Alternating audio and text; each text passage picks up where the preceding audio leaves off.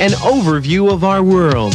An analysis of the Great Conspiracy and its effect on contemporary America. Now, here's your host, John McManus. Hello, and welcome to our program. I want to thank anybody for taking some time to listen to what we have to say. If you've ever been approached by a member of the John Birch Society, or perhaps you've been in this situation yourself where you have some important information you want to convey, and the response you receive is generally, where do you get your credentials and who are you to be able to pass on this information? Well, consider the ship captain going along at night and seeing a light out in the distance and the light flashing at him saying, "Please turn your ship 10 degrees starboard." Well, the ship captain turned to his man and he said, "You flash back the message and you tell them to turn their ship 10 degrees starboard," which he did, and then the message came right back, "No, you turn your ship 10 degrees starboard." And the ship captain at this point got a little bit indignant. He had his man flash the signal, "I'm a captain, United States naval vessel. You turn your ship 10 degrees starboard." And then the final message came back and it said, "I'm a seaman second class. I'm aboard a lighthouse. You turn your ship 10 degrees starboard." Well, what it turns out is that your information is more important than your credentials. And we have a lot of information to share with you, and a lot of it is things that we're opposed to, but we want to start off by telling you what we're for. And what we're for is Americanism, which has a definition, something that we didn't construct ourselves, but was given us by our founding fathers. When our nation began, when the founding fathers had enough of oppression by the British, they broke away and they formed our nation with the Declaration of Independence.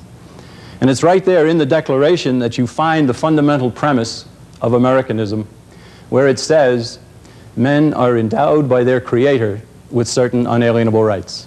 Now stop right there. That is the fundamental premise. It says there is a God, and it says that the rights that we take for granted came from no place else but from God, and consequently no government can take them away. A marvelous foundation, and there's never been another nation that started that way.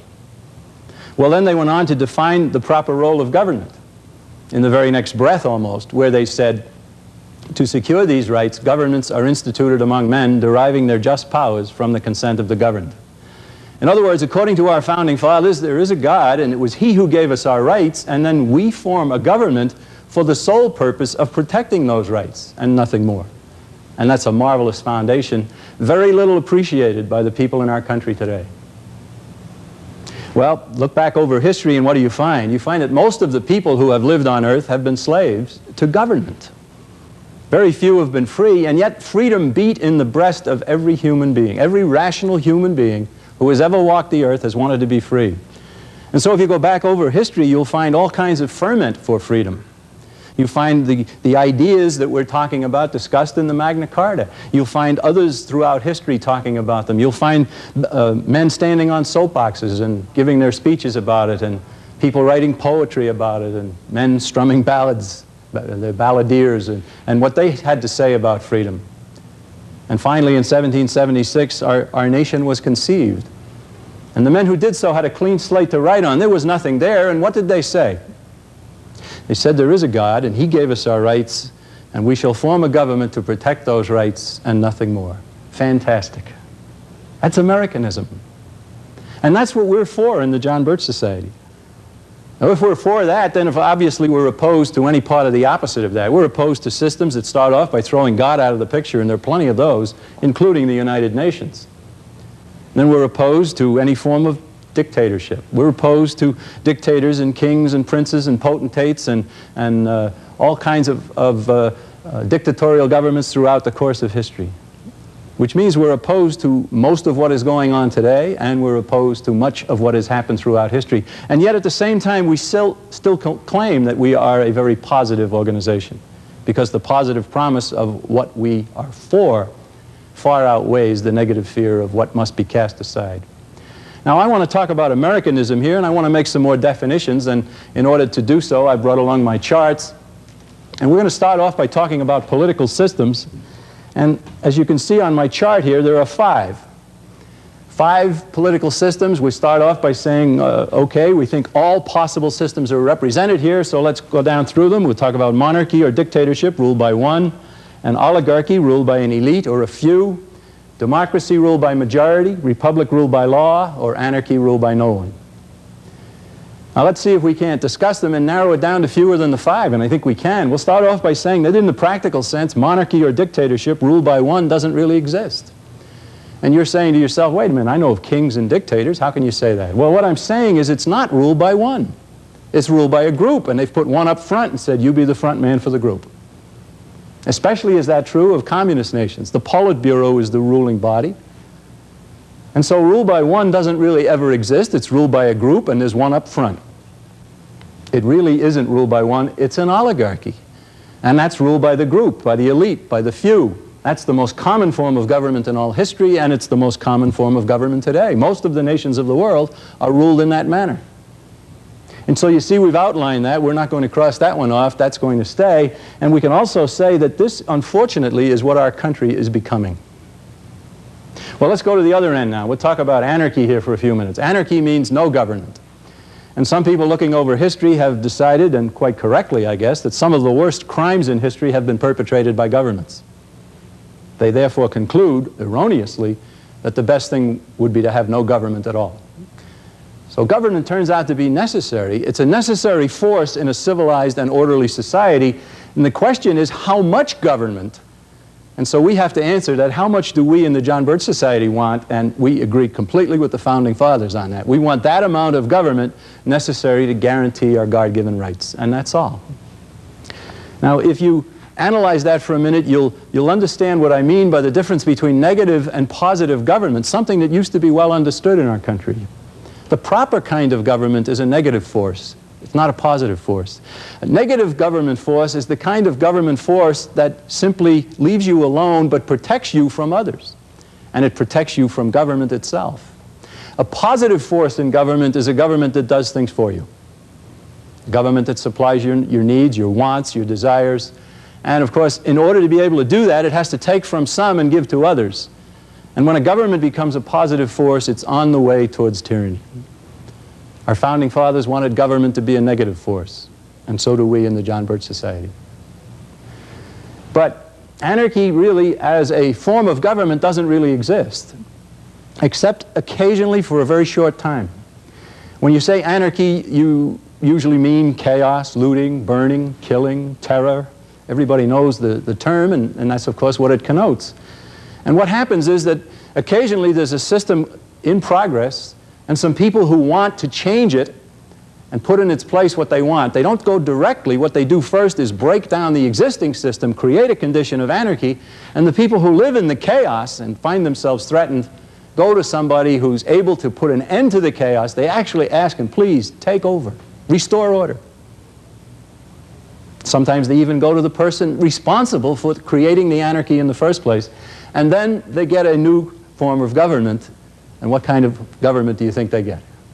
They get an oligarchy run by the people who created the anarchy. It happens all the time. It's happened throughout the course of mankind's history. It happened in Russia in 1917. It happened in Germany under Hitler. It happens, it happens, it happens. It happened in 1979 in Nicaragua. Also 1979 in Iran. And unfortunately, it also began to happen in our country back in the middle 60s, when cities in our country were going up in smoke. Happily, order was restored, properly so, and our country was saved. But we were well on to that situation. So we're going to cross off anarchy because it's not a stable form of government. Anarchy is a transition. Well, we've crossed off rule by one and rule by none, and now we've said that oligarchy, the rule by a few, is very common. Now we're down to democracy and republic. Most of the people in our country, of course, have been persuaded that we are a democracy. We've never been anything else but a democracy. And yet, whenever we pledge allegiance to the flag, don't we pledge and to the republic for which it stands? So are we a democracy or a republic, or is this just a semantic argument? Well, let me assure you there's far more to it than just semantics. In fact, we contend that understanding the difference between a democracy and a republic is necessary to understanding what our country is all about. Because our Founding Fathers labored long and hard to give us a republic and not a democracy. So what's the difference? Well, let's go back to the root meanings of the words. We go back to democracy, and we find that comes from the Greek language, demos and kration, two words, the people to rule. And when more people want something than don't, the majority rules. And so democracy has come to mean rule by majority. Now you say that to a lot of Americans today and they'll nod their head and they'll say, that's fine, that's what we want, majority rule. And I'll say, well, suppose the majority decides to take away your home or your business or maybe even your children. Well, obviously there's a problem. And the flaw in democracy is that if you allow majority rule, then everybody's rights are up for grabs. All you have to do is get more than half of the people wanting something and you don't have any rights anymore. It's sometimes called the tyranny of a majority. Now, the fundamental difference here is that if somebody came to you and said they wanted to take your home or your business, you would probably stand up and you'd say, no, you can't do that. I have my rights protected by the Constitution of the United States of America. And if you said that, you'd be describing a republic. So what's a republic? Well, that comes from Latin. Res publica, res thing, publica public, the public thing, the law. And a true republic is one that starts off by recognizing that individuals have rights, and so the limitation in the law is not upon the people, but upon the government and the mob and the majority, and the people are left alone. That's a remarkable difference. Have there ever really been democracies in history? Yes, there have been. In the Greek city-states in the time before Christ. They herded all the people of the community into an arena. They had impassioned oratory from one side or the other. The demagogues, the teachers of the people, were those who spoke. That's what that word means. And the one who promised the most from the government's treasury is the one that swayed the mob. And pretty soon the people in Greece found out that they could vote themselves the productivity of the hardworking sector of the community. All they had to do was get more than half of the people wanting it, and then they could take it away. It was really thievery, but it was done legally. And so they did. And pretty soon in Greece, what happened? Well, people stopped working. Why bother?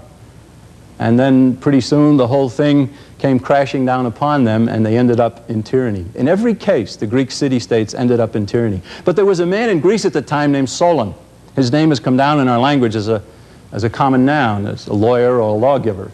Solon looked over the situation and he said it would be better if we had a code of laws here to limit the government and the mob and the majority. And he actually did put together a code of laws, but the Greeks never adopted it.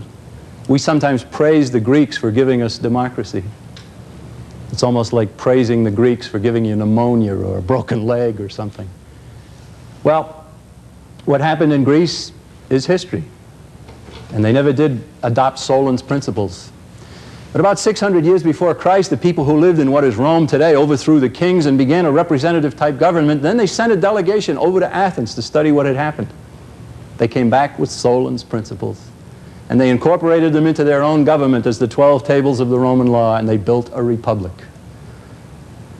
And true to what the nature of a republic really is, the limitation was not upon the people, but upon the government and the mob and the majority. The people were left alone. Now what happens when you leave people alone, unfettered by government? They work hard and they produce. And the big reason is that they're able to keep the fruits of their labor. Nobody has ever come up with a better incentive to work than that you be allowed to keep the fruits of your labor. And so they went to work and they far exceeded their wildest imaginations. Personal wealth went up, the standard of living went up, the amount of goods overflowed, and they were really in a very nice situation, but in just a few short generations they too forgot what freedom was. Perhaps the greatest message I could give to anybody is what I'm going to say right now. The essence of freedom is the limitation of government. Please try to remember that. The Romans forgot it, and then they allowed the government to begin to exceed the powers that they had been given in the Roman Constitution. The first excess was agriculture subsidies. And then they had housing programs, and then welfare programs. They began to convert the government into a positive force. And there must have been people who went to the Roman senators or the tribunes or whoever and said, where are you getting the authority to do what you're doing? It's not in the Constitution.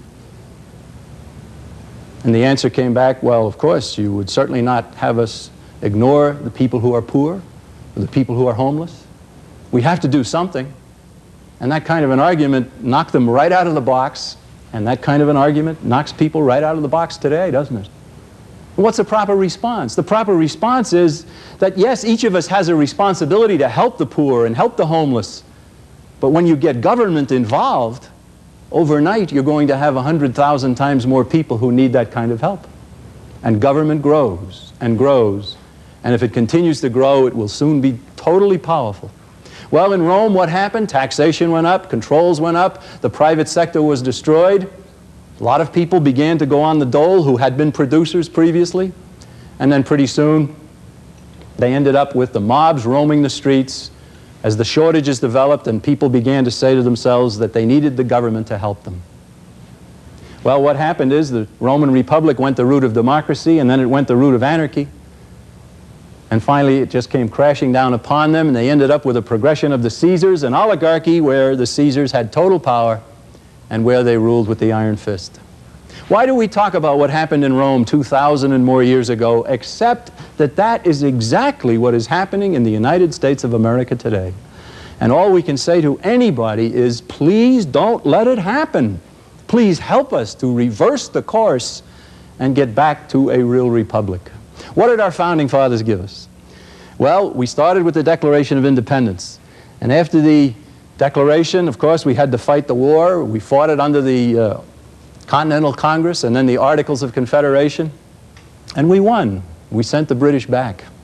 And then our founding fathers got together in Philadelphia in 1787 to revise the Articles of Confederation, but out of it came a whole new governmental system called the Constitution of the United States of America. It's here. It's all here right in this little booklet. See how few pages. Could never have been written by government today. No. So, what does this do? Does this limit you and me? No. It limits government. Strictly defined powers of government are granted, proper powers. Then there's diffusion of the powers, separation of the powers, checks and balances over the powers, anything that they could do to get the government properly empowered, and no more. And then they sent it back to the states for ratification, didn't they? And in the different states, the men who'd written the Constitution and knew about it went back and they talked about it, they wrote about it, they did what they could to get the people to understand it. In New York, Madison, Hamilton, and Jay wrote those marvelous essays called the Federalist Papers. What they gave us was a republic. But you know, there were some men amongst the founding fathers afraid even of this. They did not want any central government. Patrick Henry, for one. George Mason in Virginia, another. And so they decided that it would pass. They knew it would pass. So they decided that it would be best if they could add to it a statement of what they believed their rights to be. And so a pact was made, and the pact said simply, get the Constitution ratified, and we'll add to it a Bill of Rights. And that was done. And here's the Bill of Rights. Just 10 pages, 10 articles on 2 pages, excuse me. What are the rights they talked about? Well, you know what they are, don't you? The right to be free in your religion, the right to speak, the right to publish, the right to keep and bear arms, the right to be secure in your persons, houses, papers, and effects against unreasonable search and seizure. And they had an interesting way of expressing them. They did not say government grants you freedom of religion. Government grants you the right to keep and bear arms. No, they believed that the rights had come from God, and so the Bill of Rights says Congress shall not do this, Congress shall not do this, Congress shall not do that, all the way up to that marvelous 10th Amendment that in effect says if we forgot anything, you can't do that either.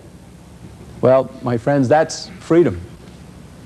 And that's what used to be well known in our country. Our country is a republic and not a democracy. Let me give you a couple of quotes of some people who've recognized what democracy is all about. Herbert Spencer said, if you establish a democracy, you must in due time reap the fruits of democracy. Well put. Here's another one.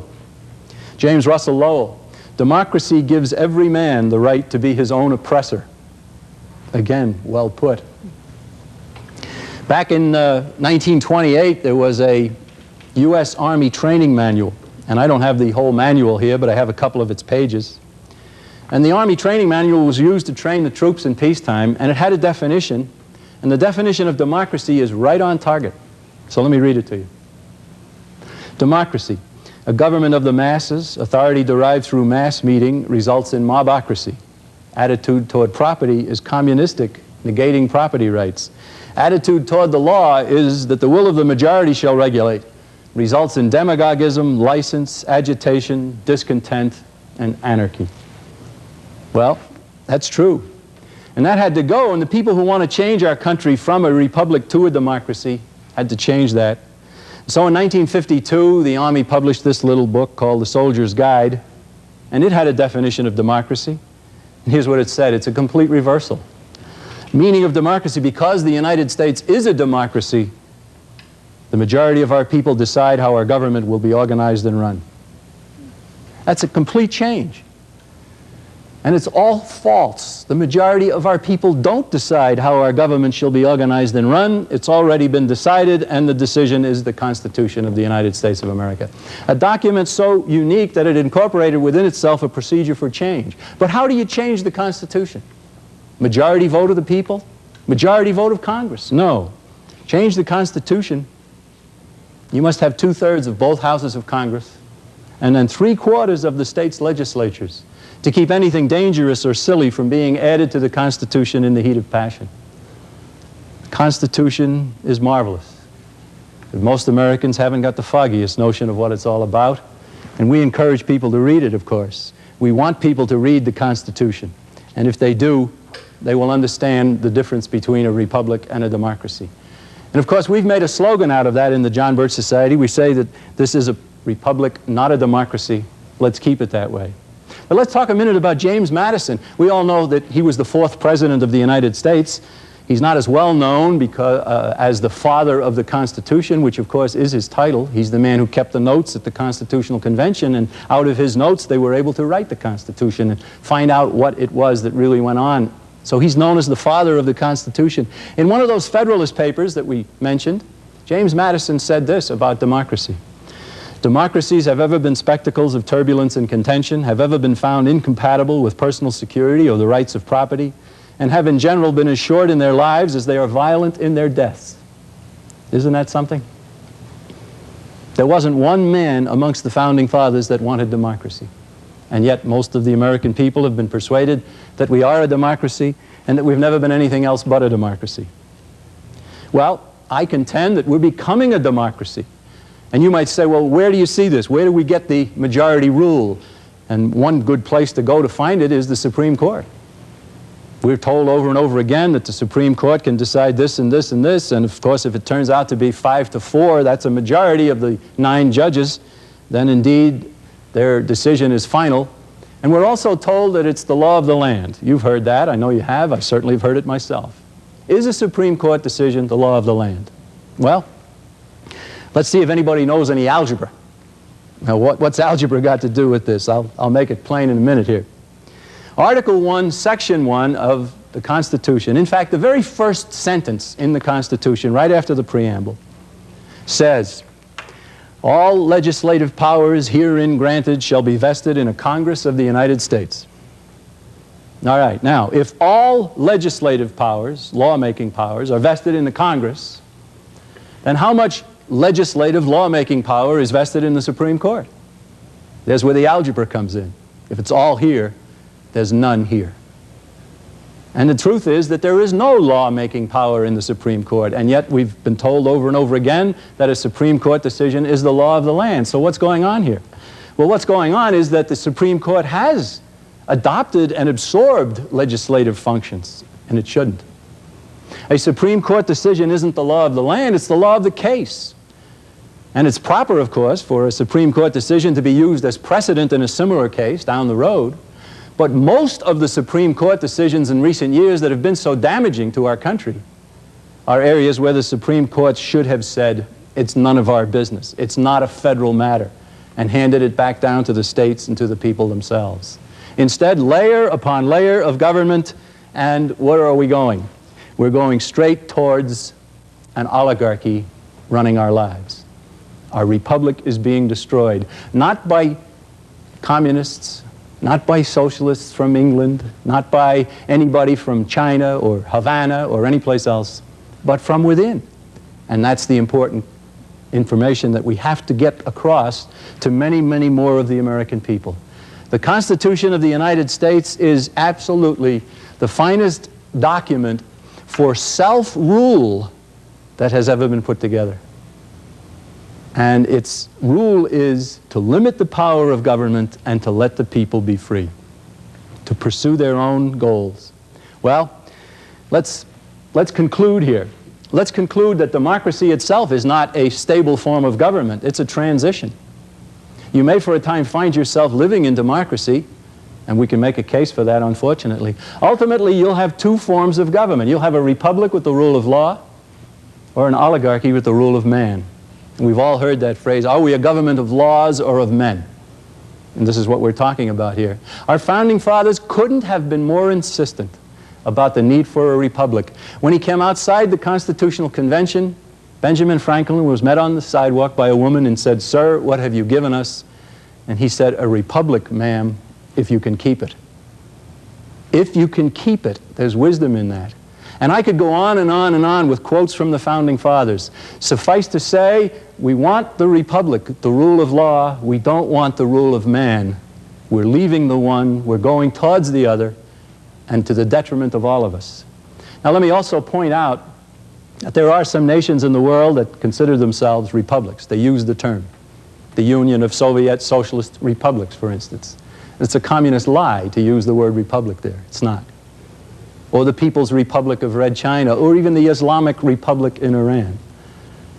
A real republic is one that starts off by recognizing that individuals are more important than the government, and so the republic limits the government, and what I have just described, of course, does just the opposite. Thomas Jefferson was the author of the Declaration of Independence, and Thomas Jefferson was the third president of the United States. He, of course, made many, many famous statements. Perhaps one of the most famous that he made was when somebody suggested to him that it was important that we have confidence in our leaders. And his response should be echoed down through the halls of time. He said, in questions of power then, "Let no more be said of confidence in man, but bind him down from mischief by the chains of a constitution." We agree. We would like to see our leaders again bound down by the chains of the Constitution. And if they were, there is so much that government is doing today in the area of creating positive government and building power for themselves that would not be in existence. Would America be worse off? No. America would be better off. And that's what we want to get back to. And of course, you can't get back to it if people don't understand it. And so we're trying to create this understanding. We're certainly glad that you're listening. If you'll stay tuned now, we'll be discussing part 2, and very soon we'll be moving into a discussion of economic systems. Our slogan is, "This is a republic, not a democracy. Let's keep it that way."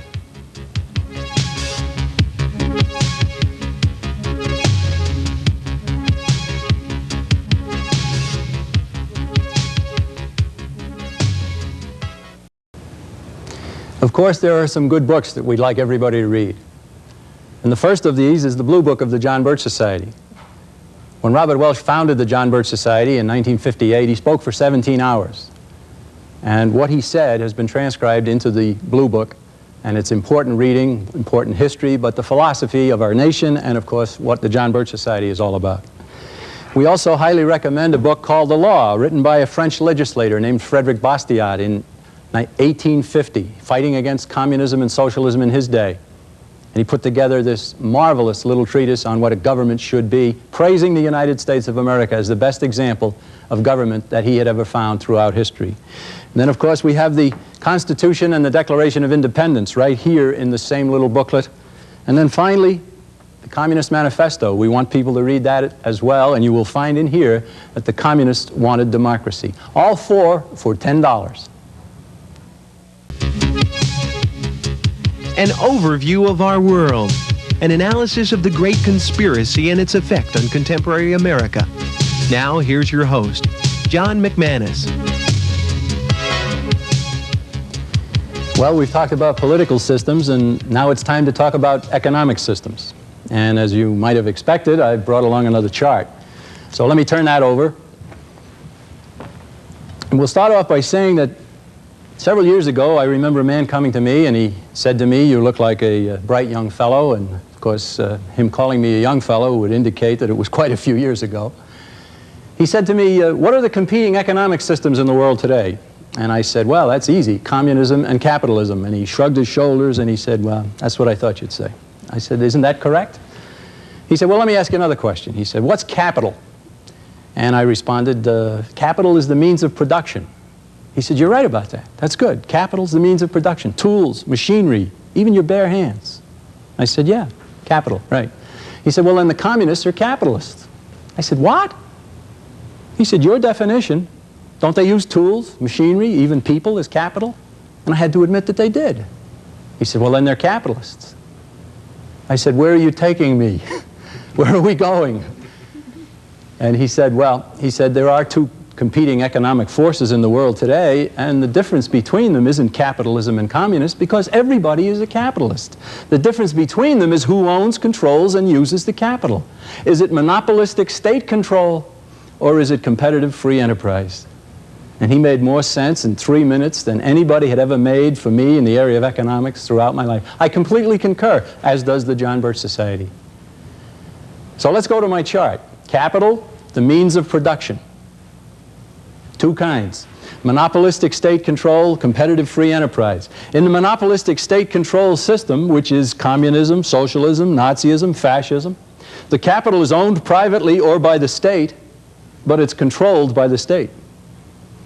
In the competitive free enterprise system, the capital is owned privately and controlled privately. And so you see the real distinction between them is not so much ownership as it is control. If you own something and somebody else controls it to his advantage, you'd probably be better off if you never owned it in the first place. And didn't I find that out years ago when I was in the Marine Corps and they sent me overseas and I had an automobile and a kid brother. Well, I was going away for 6 months at least, and I let my brother have my automobile. I owned it. He controlled its use. Who was better off? And when I got back, I found out how much better off he was. Or maybe you're a parent and you have a son or daughter goes away to college and they come home for Christmas 2 weeks and you don't see the family car. You own it. They control it. Who's better off? I think you get the point. So let's go back and look at it again.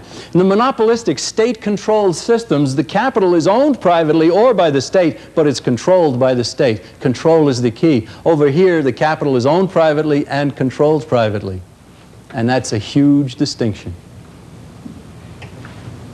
In a monopolistic system, what kind of prices are you going to get? Well, you're going to get a high price, aren't you?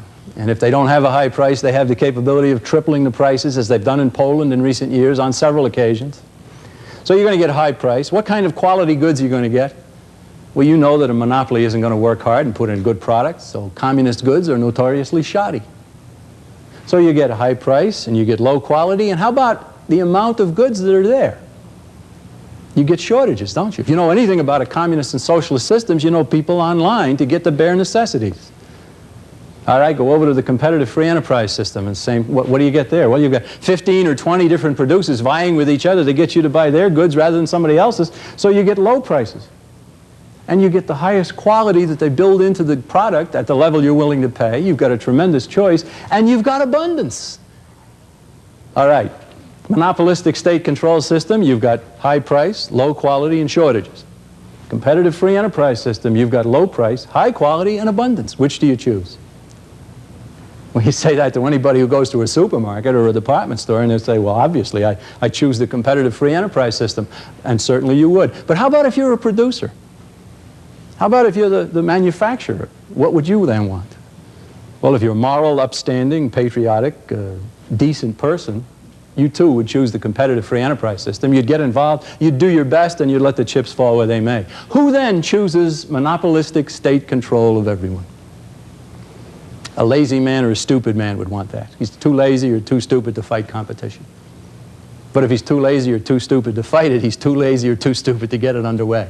And the monopolistic state control systems in history are not the work of laziness and stupidity. They're the work of criminals.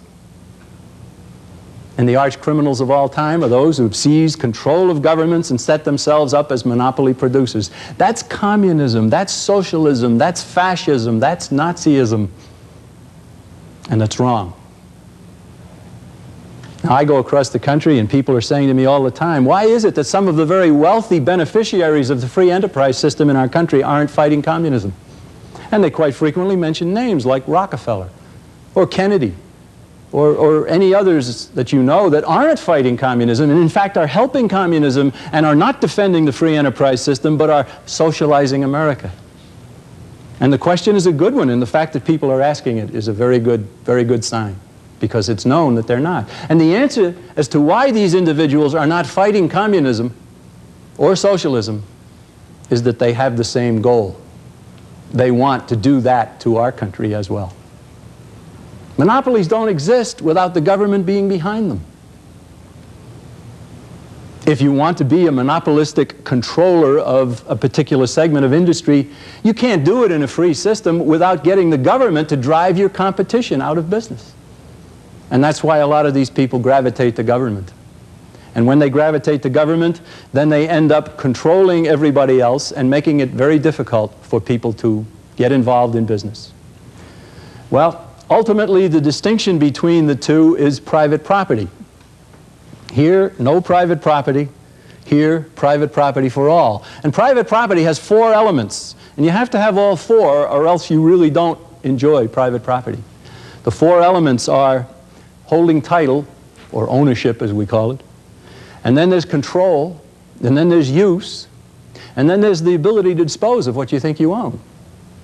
If you don't have all 4, you don't really have private property.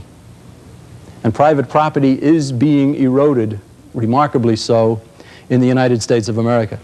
Now, we talked a little bit about the Communist Manifesto, and I want to read one sentence here. The theory of the communists may be summed up in the single sentence, abolition of private property.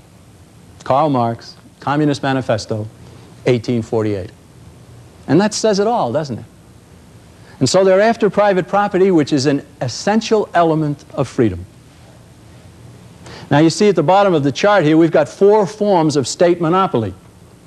We've got communism, socialism, Nazism, and fascism. There's a common feature of each of them, and the common feature is that all of the capital is controlled by the state. The difference between them is how much of it is owned outright. Let's start at the far end here. Now we'll talk about fascism first. In a fascist system, none of the capital is owned by the state, but it's all controlled by the state. Mussolini was a fascist in Italy.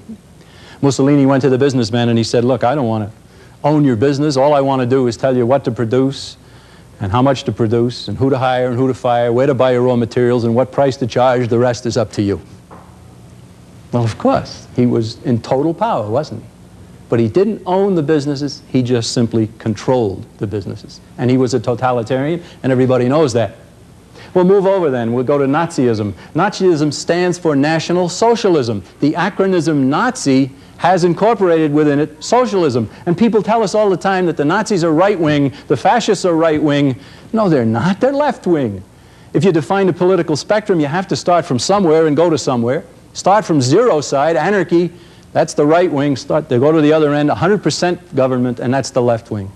And when you go to 100% government, you have to include all of these state monopolistic systems like fascism, Nazism, socialism, and communism. They're all left-wing. And of course, the middle is where we want.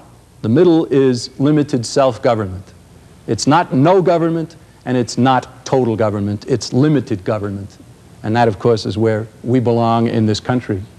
Nazism, they say, some of the capital can be owned by the state.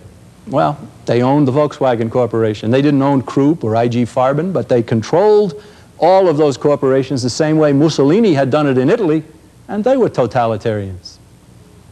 The socialists, they come along and they say, well, all you need to do is own the major capital. Communications, transportation, the utilities, the export industry, the banking industry, and so on. And you see that happen. When the Sandinistas took over Nicaragua, they nationalized the banks. They have recently done the same in Mexico. They have this kind of a situation in England. And we see people in our own country saying what we need to do is to nationalize the energy industry. And of course, if we nationalize the energy industry, we'd be in big, big trouble. So that's what socialism is. And then communism is really the granddaddy of all in the economic sense, where all of the capital is owned by the state and all of it is controlled. There are no pretenses here. This is in some respects more honest than these other systems. I'm not advocating it in any way. What's also interesting is that fascism is more efficient. I'm not advocating it either. In a fascist system, a lot of people think they still own their business.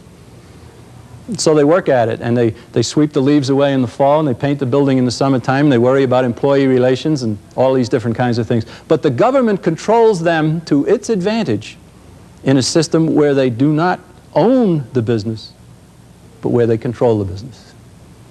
And that is the problem facing us in America today.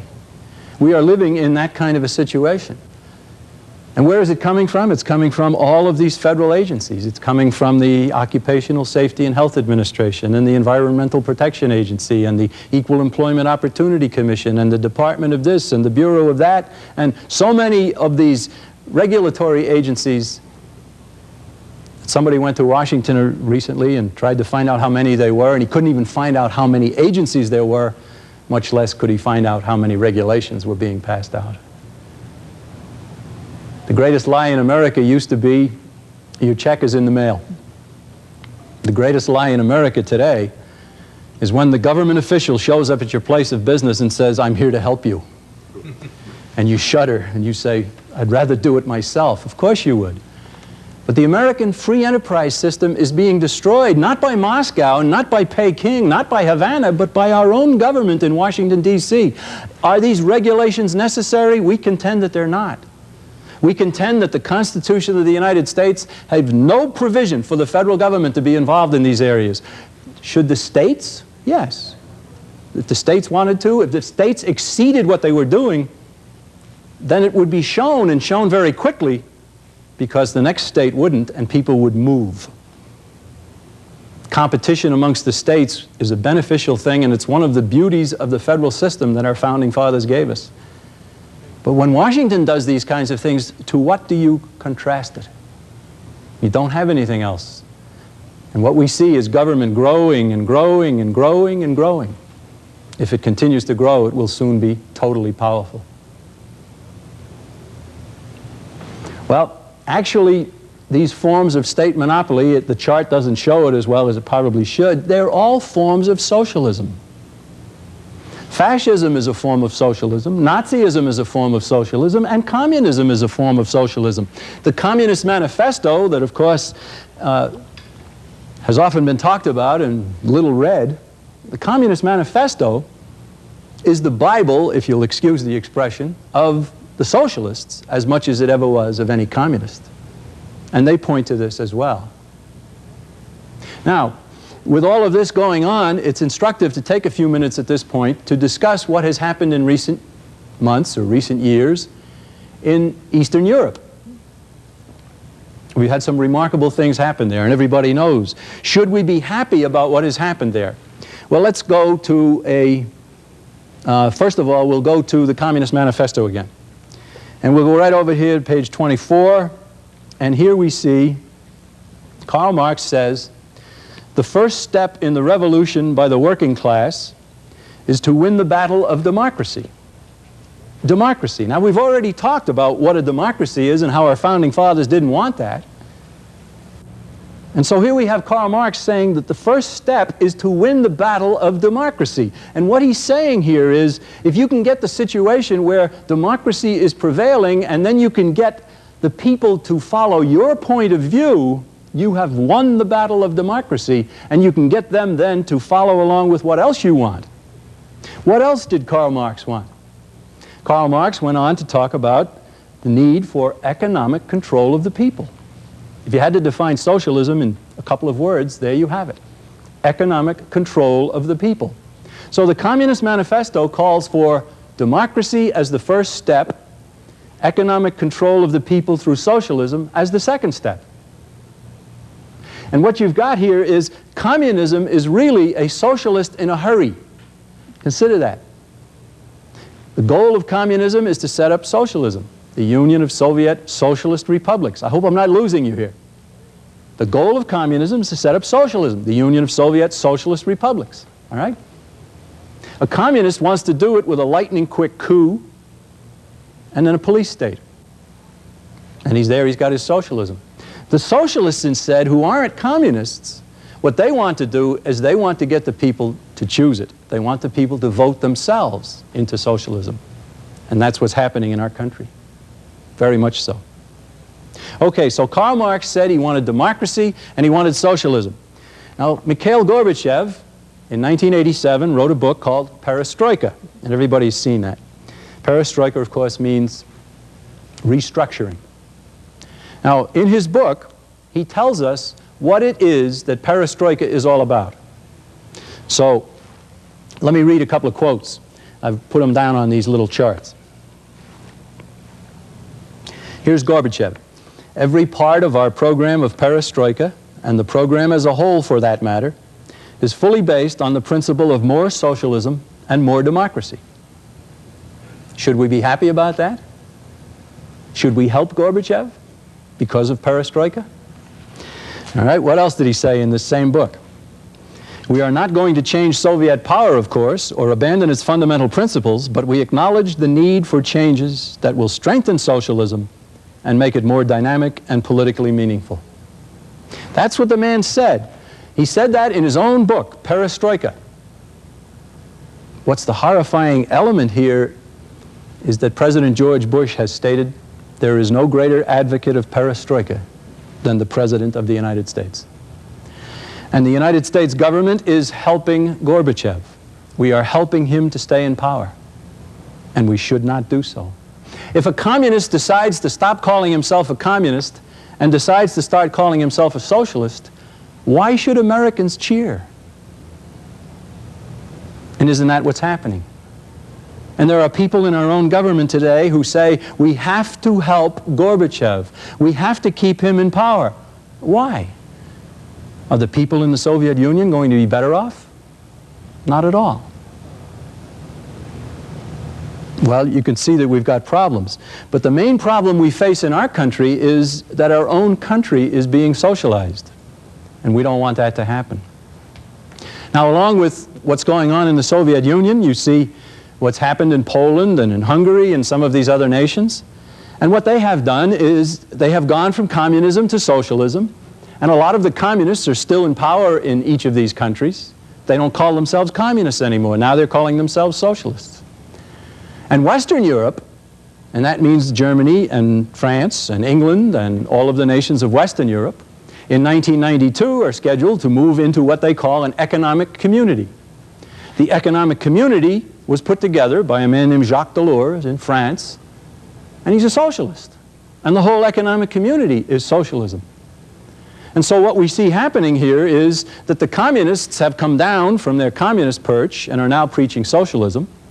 The Western Europe, that is supposed to be free enterprise, is heavily going into socialism. Imagine all of these nations giving up their economic sovereignty, moving into socialism. Here in the United States, our own government is socializing America more and more and more. And if in fact Senators Kennedy and Kerry from Massachusetts and Simon from Illinois and Cranston from California and a whole bunch of others and a lot of congressmen as well, if they get what they really want, they will do to America what's already been done to Mexico. And you know how the Mexicans like that? How many of them living in Southern California? 10 million? 20 million? I don't know. It's a little hard to know, isn't it?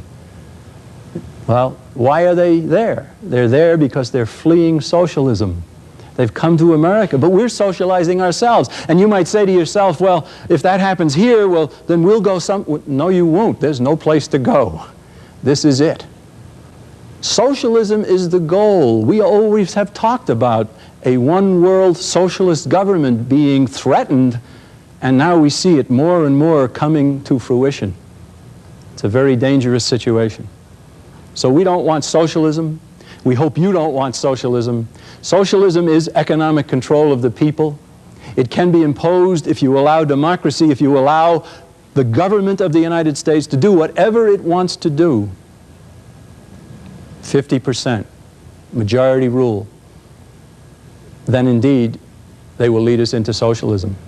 What should be done is the Supreme Court should enter into these decisions, and it should say at some point, no, you can't do that. It's unconstitutional. That's the role of the Supreme Court. How often has that happened? Not at all. Well, now you never have an economic system without a political system. So let's combine them, and I'll put the two charts up here together. See if I can hold them and make it visible. All right, let's cross them first and see what we get. How about a republic with the rule of law and monopolistic state control? Can you have that? No, of course not. That's a contradiction, isn't it? As I like to say, it's like dry water. Well, how about an oligarchy that allows competitive free enterprise? Well, you know, that's possible, but it's highly unlikely. That's a benevolent king or a kindly dictator who may be shot one day and be replaced by somebody who's not so benevolent. Ultimately, what you'll have is a republic with the rule of law and competitive free enterprise, or an oligarchy, the rule of man, and monopolistic state control. This is what our founding fathers gave us, the republic, competitive free enterprise. This is the way we're heading, an oligarchy with monopolistic state control. We used to talk about creeping socialism in our country. Now we're talking about what amounts to a 100-yard dash. Years ago, there was a story about a fellow who was a college student, and he was in a course in college taught by a professor who was an avowed socialist. And he didn't like socialism, but he was also a football player. And it was football season, and he wasn't able to spend as much time in his coursework as he might ordinarily have. And the professor one day assigned a paper to be written by everybody in the class. And the title of the paper, everybody was to write the same paper. The title was, "From each according to his ability, to each according to his need." That's the classic statement of the socialist. Everybody work, put everything into a common storehouse, and then take out of it only what you need. Well, everybody took the assignment, started working on it, and there was one girl in the class, and she was herself a very strong socialist, and she was very, very anxious about this. She was delighted, in fact, that they were giving her this assignment. So she went home and she worked on her paper, and she documented it, she footnoted it, and she did everything she could possibly do to make this paper a real gem. And she turned her paper in, and so did everybody else, including the football player. Well, a few days went by, and the professor handed back the papers. And the professor gave her a C+. And after the class was over, she was furious. She came running up to him and she said, "I worked so hard on this. I did what you asked, and I put down all kinds of footnotes, and I documented it. It's my favorite topic. I love it," and so forth, "and I only got C+. There's something wrong here." And the professor said, "Well, you know that fellow who sits in the back over there by the window all the time, I think he plays football," said he really didn't do too well on his paper. And so I took some of your credits, and I gave you both C+. You know, from each according to his ability, to each according to his need. Well, now you certainly wouldn't want that to happen to you in any school setting or in any setting. And yet, isn't that what's happening in a general sense through our country? Our country is being altered. We have all of these regulatory agencies at the federal level. There's no recourse.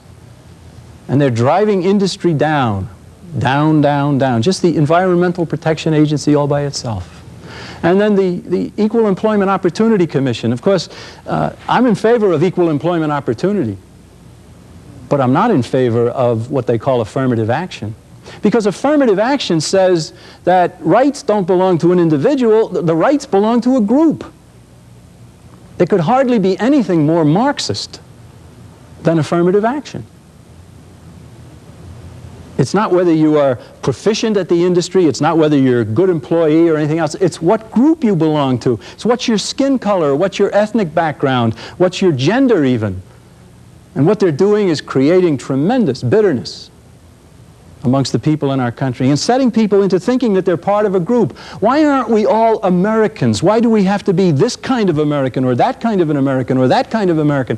We used to be all Americans, and now we are identified with our group, and we've got to get ours. We've got to get for our group or something. It's the destruction of America. It's Marxist thinking. It's wrong. Not to say that some people weren't put down in the past. Yes, they were. But two wrongs never make a right. Got rid of putting down people because of race and gender, fine. And everybody should be treated according to their ability, not according to what group they belong to. All of these ideas are foreign to America. They're tearing America apart. They're building a leviathan of government in Washington. Government continues to grow and grow and grow, and if it continues, we will eventually have total programs, total government. You don't want that, and I don't want that. And so we ask people to consider what we've said about economic systems and relate it to what we've said about political systems. Recognize that Karl Marx wanted democracy and Karl Marx wanted socialism. Recognize that Mikhail Gorbachev wants democracy and Mikhail Gorbachev wants socialism. He calls it perestroika. President George Bush has said there is no greater advocate of perestroika than the President of the United States. Incredible that he would say it. Unfortunately, he also means it. And there are people who are telling us now we have to help Gorbachev, we have to save Gorbachev, we have to give him foreign aid. There's no justification for foreign aid, and especially is there no justification for foreign aid in a nation that is $300 billion in debt year after year after year. I mean, the absurdity of it ought to just simply scream at everybody. Here we are going in the red deeper and deeper every single year, and we're giving away money. Incredible. We have poor leadership. Well, let me conclude, too, that what we've talked about here, political systems and economic systems, isn't something that's mystifying. It's clear. And the fact that we don't understand it and what is really happening to our country can be boiled down to a single word, and that one word is conspiracy. The next part of our talk, we're going to be discussing conspiracy, and we took a lot of time here to lay foundation. So please stay tuned. Thank you very much.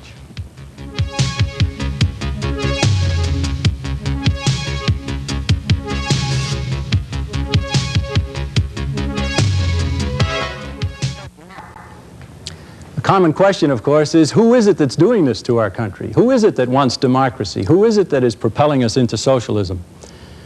And one good place to go to find the answer to that is to go to the Council on Foreign Relations in New York City, a private organization begun in 1921.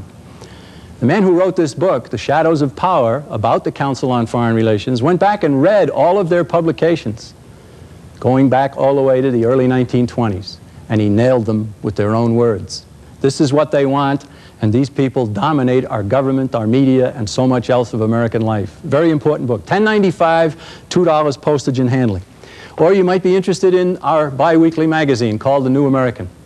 This particular issue focuses on dangerous energy dependence.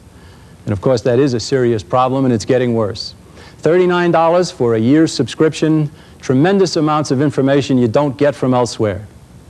The New American magazine.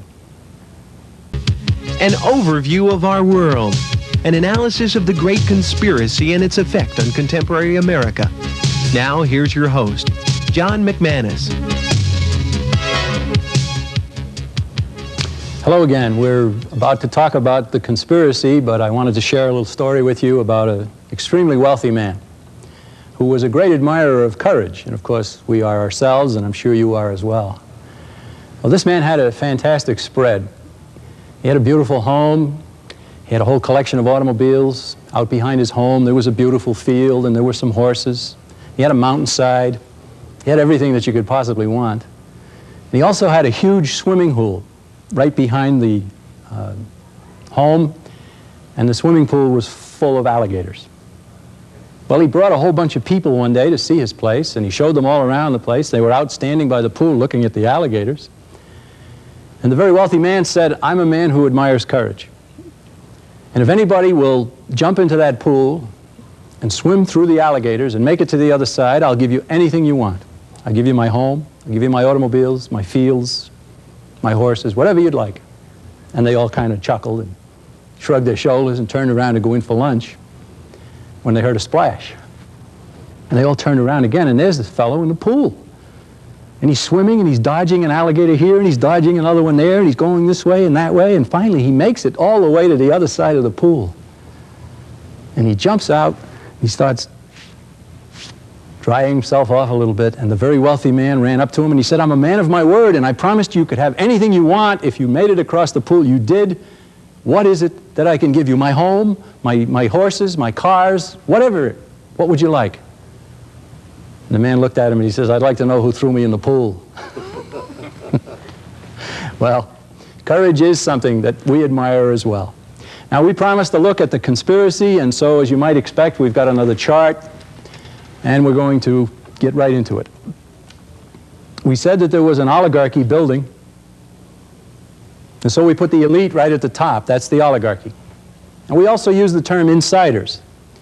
The John Birch Society believes that the conspiracy that we're facing is made up of people who are above communism in the hierarchy of the conspiracy. And the term that we use to describe them is insiders. We're talking about a world problem, and we're talking about above communism. These are the people who help the communists, who finance the communists and get governments to assist them, and also to excuse them for all of their very, very serious crimes. And so the insider thesis of the John Birch Society is very fundamental here, and it will become more intelligible as we proceed, of course. But suffice to say, this is the oligarchy that means to rule the world. Now, they have an organization for world rule, don't they? The organization is the United Nations. The United Nations is to be a world government.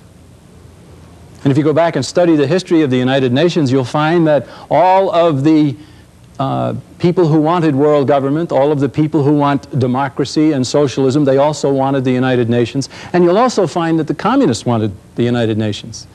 The American contingent to help put together the charter for the United Nations at the San Francisco meeting in 1945 was led by a man named Alger Hiss, who was at the time and later found out to be a secret communist, disloyal to the country of his birth, loyal to a world socialist cabal.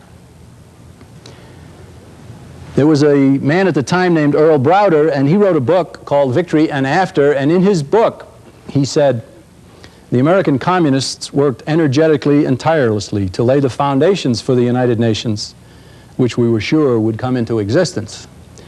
Well, he was right that it did come into existence, and it's very instructive to know how much communists wanted the United Nations. But not only communists, but socialists and the insiders of our country and the insiders around the world. Now, the United Nations is not a good idea that went bad. The United Nations is a bad idea, fundamentally bad right from the start. There is no God. Government is above the people. The United Nations dispenses rights, and it's a total reversal of the American system. The American system, of course, there is a God, He gave us our rights, and then the government that we create at the bottom is simply to protect those rights. The United Nations is a complete reversal. And the only answer for an American regarding the United Nations is to get our country out of the United Nations and to get the United Nations out of the United States. And then let there be a League of Free Nations if indeed that's a desirable thing. Unfortunately, if you had a meeting of a League of Free Nations today, you could hold a meeting in a phone booth. There are so few free nations. Now on my chart, we've got the USSR government on this side and we've got the US government on this side. We're going to start over here and then work our way back over. Russia became dominated by the Bolsheviks in 1917. The Union of Soviet Socialist Republics was not formed until several years later. But in 1917, at the beginning of the nation, the Tsar was still running the country. Lenin and Trotsky, who eventually came to power in late 1917, weren't even in Russia. They'd both been exiled for trying to establish communism as far back as 1905. Lenin was in Switzerland and Trotsky was in New York. And when the Tsar was overthrown and a provisional government was set up, the insiders around the world began to help Lenin and Trotsky. An insider in Germany named Warburg supplied him with a tremendous quantity of money and helped him to go back through Germany in a sealed railroad car. To get back into Russia, began to organize. Trotsky was in New York City. Trotsky was given $20 million by an American named Jacob Schiff. Now, neither Schiff in the United States or Warburg in Germany were communists. What were they? They were insiders, anxious to begin the program of socializing nation after nation, leading to total world socialism, controlled by them, of course. Well, Trotsky in New York City took the $20 million and a contingent of New Yorkers that he recruited to Bolshevism, and they started back for Russia on a ship. The ship stopped in Canada, and one of the most amazing moments of the 20th century took place. Canadian authorities came aboard the ship and arrested Trotsky. And they did so for a very good reason. Trotsky had made it very plain that he intended to go back to Russia, take Russia out of World War I, which was then in progress. Now, the Canadians theorized quite legitimately that if they were successful in doing that, that would mean more German troops freed from fighting on the Russian front to go to the other front and fight against the British, the French, the Americans, and the Canadians. They didn't want that to happen. Perfectly reasonable. So they actually arrested Trotsky and they held him for a time until pressure was put upon them to put Trotsky back on the ship, and the pressure came from the White House in Washington, D.C. It was largely the work of a man named Edward Mandell House, H-O-U-S-E, House. If Edward Mandell House was anything, he was the arch insider of the 20th century. He was a man who helped to select President Wilson for the Democratic candidacy in 1912. Wilson became immediately appointed House as his chief advisor. The man lived in the White House. The strange relationship between House and Wilson was such that there were books written about it. House dominated the president. He was the most powerful man in our country for those 8 long years. And the authority for that statement is none other than Wilson himself. President Wilson said, he's my alter ego. He's the first man I see every morning. He's the last man I see every night before I go to bed. House dominated the Wilson administration. And House had written a book in 1912. In his book, Philip Drew, Administrator, he said that he was working for socialism as dreamed of by Karl Marx. The man was a Marxist revolutionary, and he was the most important man in our country for those 8 years, 1913 to 1921. And it was House who put pressure on the president, and the president, through pressure that he exerted on Canada via British emissaries, the Canadians put Trotsky back on the ship. And Trotsky and Lenin then overthrew Kerensky, who had come to power, and established Bolshevik tyranny in its first captive nation, Russia. We should think of Russia as the first captive nation of a worldwide plan to build world government under socialism. Well, that was 1917. It didn't take very long for the communists in Russia to begin to destroy productivity. They socialized the nation. They destroyed productivity. They began to have shortages. And of course, the horrible crimes became known throughout the world. Well, it didn't take very long, of course, for the communists under Lenin to decide that they were going to tell the world that they were changing. And so they established a new economic program. And they told the West that they were different now and that they needed help. And the government of the United States came through with the help to sustain them in power. And then Stalin did the same thing in the late 1920s, and he came out with what he called the 5-year plan. And he was going to be different too, even after he had murdered many, many Russians. And the government of the United States helped him again. And then in 1933, we helped them when they were out of credit and out of legitimacy, staying alive actually by kiting checks. And the Soviets said that they were instituting a new policy where they were no longer going to interfere in the internal affairs of any other nation. And so we diplomatically recognized them, which we hadn't done up until that time, and we helped them again. In World War II, we built them into a world power with Lend-Lease. After World War II, we saw a succession of Soviet promises, even after more terror, unbelievable amounts of terror, tens of millions of people killed by the Soviets. And then we saw what was called peaceful coexistence, and we helped them some more. And then we saw bridge building, and we helped them some more. And then we saw détente, and we helped them some more. And now we're seeing perestroika, and we're helping them some more. There's an old saying, fool me once, shame on you. Fool me more than once, shame on me. Are these people being fooled? I don't think so. Sadly, they are not being fooled. They know what they're doing. The people who are running the government of the United States, the people who have been making these decisions all throughout the 20th century, want a socialistic new world order.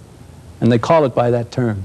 So the government of the United States has been the most powerful influence, first in helping the communists to take over the Soviet Union, and then in sustaining them in year after year after year, all down through these years. The amount of help we've given them is an incredible amount. and it should never have been.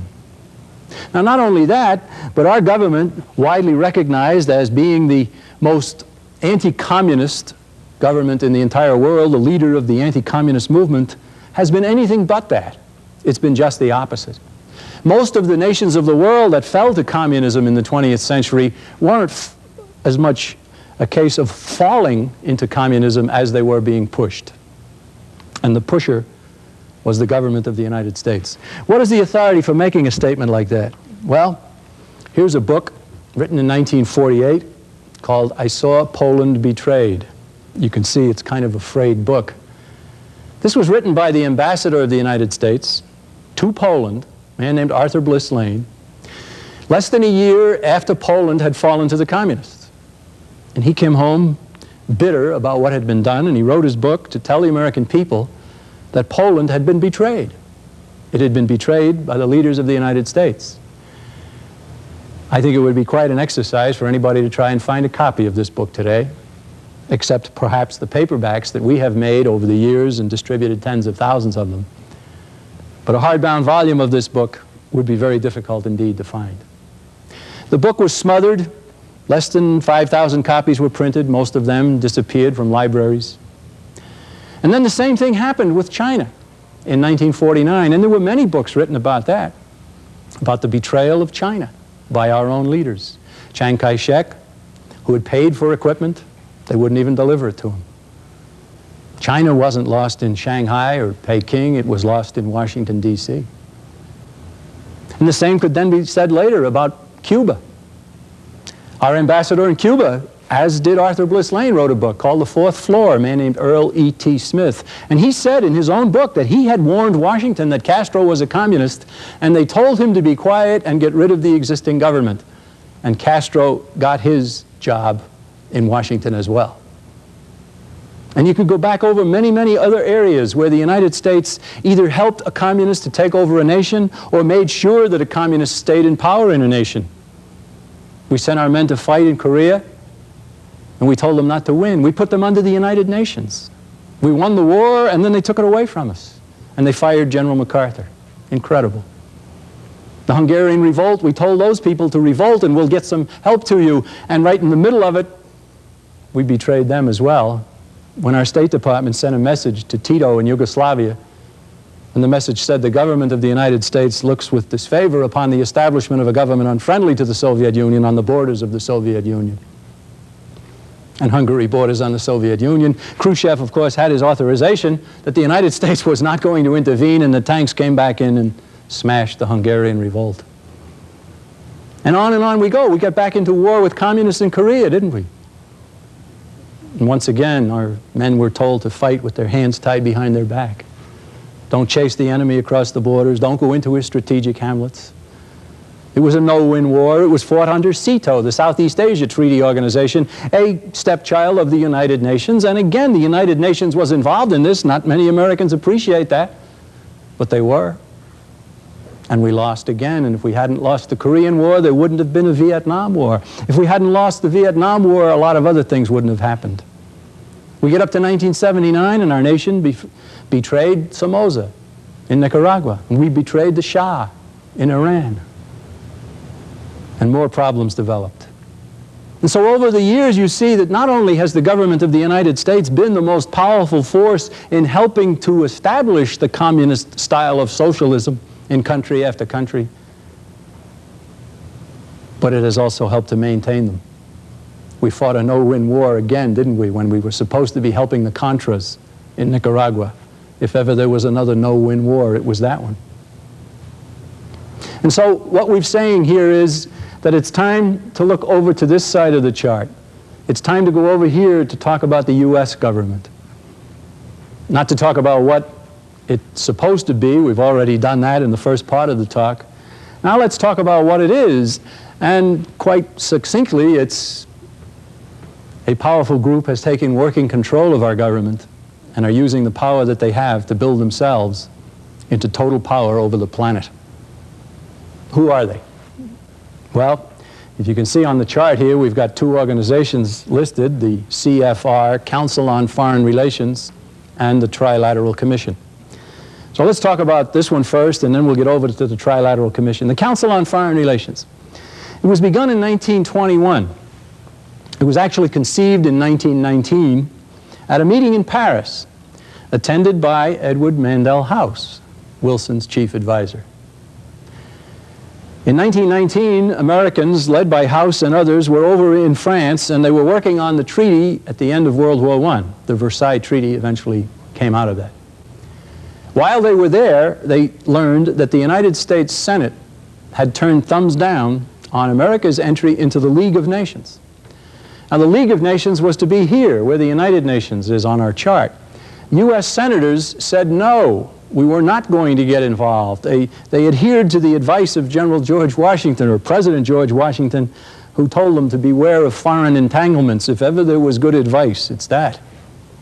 So they said no. So these men who were very desirous of that we would get involved in the League of Nations, decided at that point, with a meeting that they had with their British counterparts, to form organizations in their respective countries, the purpose of which was to condition the American people to want world government. The Americans formed the Council on Foreign Relations. The British formed the Royal Institute of International Affairs. They brought it back to America, the idea for it, and they incorporated it in 1921, private organization in New York City. And its purpose was to attract to itself men of power and influence that it could influence and have them influence others, all towards this socialistic world government goal. The whole story is told in James Perloff's book, The Shadows of Power. Mr. Perloff went back and read all of the documents published by this organization. They started a magazine called Foreign Affairs in 1922. And he went back and read through all of those publications, and this is a history of the Council on Foreign Relations from its own source. Well, what happened is that the Council on Foreign Relations then began to get tremendous financing from the Rockefeller Foundation and the Carnegie Foundation and others. It began to have much more influence. In the late 1930s, a contingent of the membership of the Council on Foreign Relations was invited to come into the State Department and set up a policy study group. And very quickly they spread out and they took control of the State Department. They've had control of it all of these years.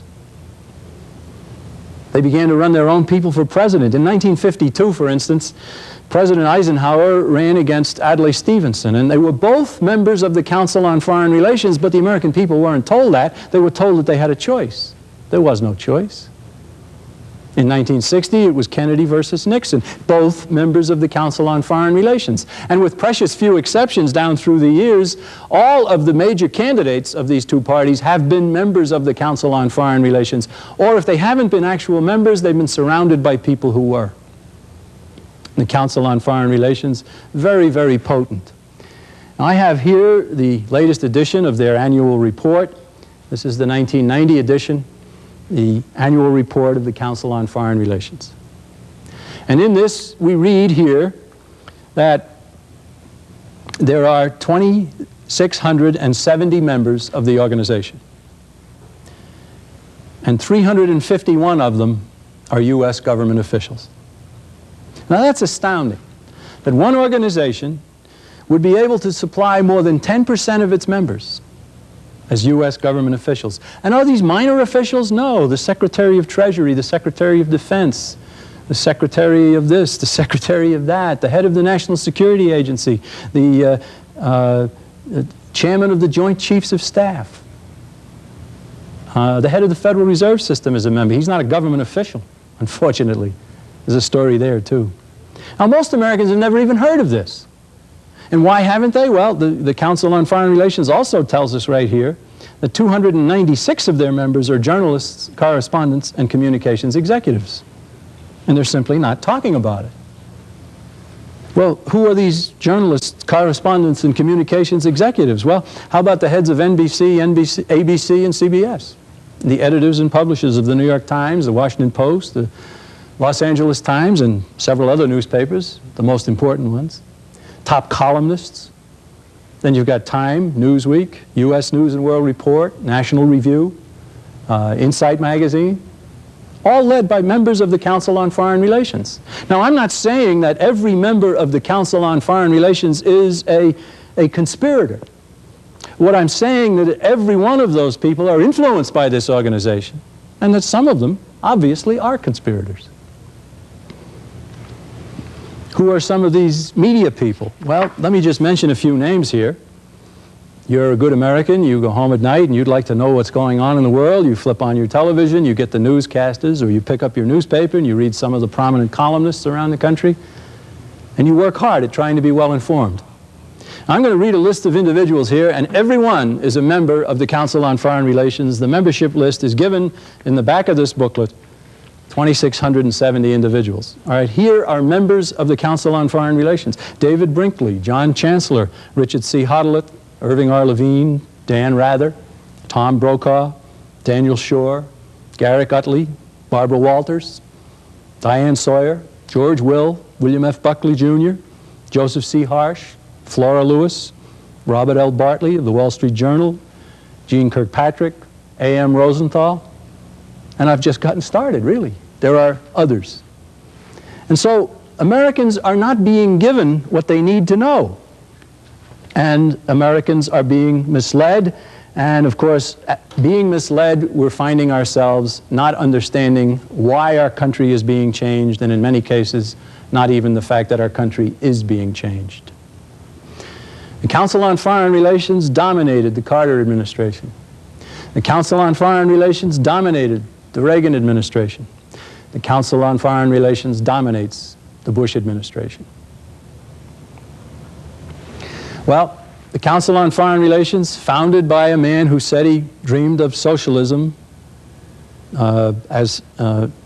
he say? Socialism as dreamed of by Karl Marx, that's how he put it. Has been promoting one world socialism for all of its existence and has a very tight grip on our country. Military leaders are part of it, foundation heads, corporate executives. The 2,600 members, it reads like a who's who in America.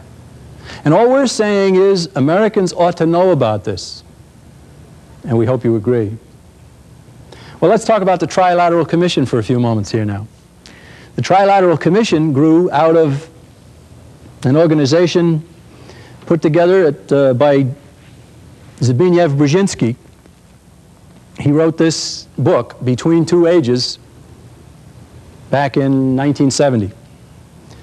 And in his book, he talked about Marxism admirably. He admired it for many, many pages. He talked about America becoming obsolete. And then he started talking about what was needed. And he got around to this part here where he talked about the fact that what was needed is movement toward a community of nations. Let me find the quote here. Movement toward a community of the developed nations through a variety of indirect ties and already developing limitations on national sovereignty. Now that was 1970. He also went on to talk about the need for community links. And he outlined 3 areas where he wanted these links. The first would involve the United States, and then Western Europe, and then Japan. 3 areas, and it became the Trilateral Commission. Now, when Brzezinski wrote this book, Between Two Ages, in 1970, he was a professor at Columbia University in New York City and a member of the Council on Foreign Relations. By 1973, David Rockefeller, who was the chairman of the Council on Foreign Relations, obviously had read the book, liked the idea, and said that we ought to have another organization to accomplish the same kind of goal. And so he and Brzezinski formed the Trilateral Commission, and they followed along exactly as Brzezinski had outlined what they wanted to do. And then they went around the country and they began to attract different individuals to become members of their organization. One of the very first they signed up in the Trilateral Commission in 1973 was Jimmy Carter, a formerly obscure governor of a southern state. Jimmy Carter was later to say that he was very grateful for his understanding of foreign affairs that had been supplied to him by members of the Trilateral Commission. The Trilateral Commission ended up, as Brzezinski had ended up his book, calling for world government. And so here we had another organization, the same thing. Jimmy Carter said that he was an outsider, that he was bringing new faces and new ideas to Washington. And he chose Walter Mondale as his running mate, and he was a member of the Trilateral Commission and the Council on Foreign Relations. And he chose Brown and Blumenthal and Vance for the top 3 cabinet positions, and they were members of the Trilateral Commission and the Council on Foreign Relations. So that by the time Ronald Reagan was running for president in 1980, he was attacking the Carter administration because it was so top-heavy with members of the Trilateral Commission. But then Ronald Reagan chose George Bush as his running mate, who had been a member of the Trilateral. Bush had resigned from the Council on Foreign Relations, where he was a member of the Board of Directors, and resigned from the Trilateral Commission in 1979 in order to make himself more appealing, or seemingly so, to conservative Republicans as he was running against Ronald Reagan for the nomination in 1980. And of course, when Mr. Reagan chose Mr. Bush as his running mate, the word that was being used at that Republican convention in Detroit in 1980 was betrayal. And yes, indeed it was. And so the Trilateral Commission now can point to leaders of the Carter administration, and then the Reagan administration, and now the Bush administration. Council on Foreign Relations published a study back in 1959, I believe it was. And here's what it said. The U.S. must strive to build a new international order and must maintain and gradually increase the authority of the United Nations. There it is, right there. A new international order. They've changed that in many cases. It now says New World Order. Strengthen, gradually increase the authority of the United Nations. Well, if they are successful, the United Nations will become all-powerful, and that will mean tear down the American flag and run up the UN flag. It will mean cancel the Declaration of Independence and cancel the Constitution of the United States and put in its place the United Nations Charter. Well, the horror of having one vote out of 150 some odd nations ought to be brought home to everybody. What would those other nations do? In a democratic way, they would loot the United States. And our country, which was the bastion of freedom, would simply become one province in a growing world tyranny led by the United Nations. And there'd be an awful lot of Americans who said, why didn't somebody tell us? Well, we're not anxious for that to happen, and we don't think it has to happen, but we do know that an awful lot more Americans had best get involved in helping to keep it from happening. The Council on Foreign Relations, the Trilateral Commission. In 1988, when President Bush was running for president, one of the liberal columnists of the Washington Post, and the Washington Post, led by Katharine Graham, who was a member of the Council on Foreign Relations. She also owns Newsweek magazine, by the way. And she's a very prominent member of the insiders. We could call it the establishment. A lot of people would know that term instead of insiders. Years ago, she was even part of a group put together by the Socialist International. It's not hard at all to identify Katharine Graham as an international socialist if she's a member of a group called the Socialist International. But anyhow, in 1988, one of the Council on Foreign Relations reporters, a man named Sidney Blumenthal, he said George Bush, in fact, has been a dues-paying member of the establishment if it is succinctly defined as the Council on Foreign Relations and the Trilateral Commission. And that's all we're trying to tell people. I wish I had a copy of a new book that we're just about to publish, and maybe by the time you see this program, it will be published. The book is called The Establishment's Man, and it's written by a longtime veteran writer of ours, a man named James Drummey. And it's about George Bush, the establishment's man. And so I can't hold up a copy of it because it's not off the press yet. It's very soon to be off the press. But when it is, I hope you'll take a look at it. I think you'll find it very instructive and you'll understand what's happening to our country. Well, there is an oligarchy that is running things. And there are three branches of government, of course. There's the judicial branch, and there's the executive branch, and the legislative branch. The judicial branch hands down decisions that are damaging our country. The executive branch, all those regulations. And this, of course, is where the gigantic bureaucracy exists. We're always talking about how much we dislike bureaucracy, and that's where it is. All of the agencies of government, all the different departments, and all of the bureaus and so forth, all of the regulations come out of the executive branch. The fourth branch of government is what we've called it. And then there's the legislative branch, where laws come from, many of them bad laws. What the Supreme Court should say are unconstitutional.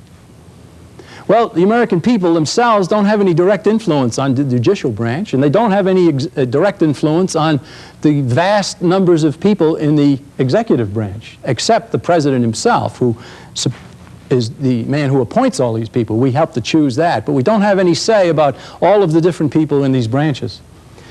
The legislative branch, however, is where we do have something to say. And that's where victory can be achieved over the forces that are trying to change and destroy our country. Every second year, you get a chance to elect your congressman. You can affect change. Every sixth year, you get to elect a man who sits in one of your Senate seats, or a woman. And in an alternate year, you'll get to select the other one. You can make change. Most of the change that we recommend is on the House of Representatives. If, in fact, the American people would get the House of Representatives and then the Senate back into the hands of the people and away from these influences, then the job would largely be done. And then you could get yourself a good president, too. We've sometimes said that if you had a good Congress, you could have Genghis Khan as president, and it wouldn't matter. He'd be powerless. Well, he would, in many respects, be virtually powerless. The Congress can shut off the funding for all of these things. The Congress can repeal what has been done before. The Congress can say, no, you can't do this, and you shouldn't do that, and you should do this instead. But unfortunately, there are 15 United States senators who are members of the Council on Foreign Relations as well. And there's quite a slug of congressmen in there. But change can happen, and it has to happen. Now, I've lived in Massachusetts for many years, and anybody anywhere else in the country has a right to look at me and say, I have a heck of a nerve telling anybody in the nation that they should get themselves a good congressman after what we produce in Massachusetts. And I accept that. I understand what you're saying. But I want you to know that we're making progress there in Massachusetts. In fact, every time there's a census, we lose one congressional seat. And that's progress, believe me. Now, down here we have what's happening to us. We have taxes, we have war, money, hatred, and energy. And these are areas where the conspiracy is working and helping to destroy our country.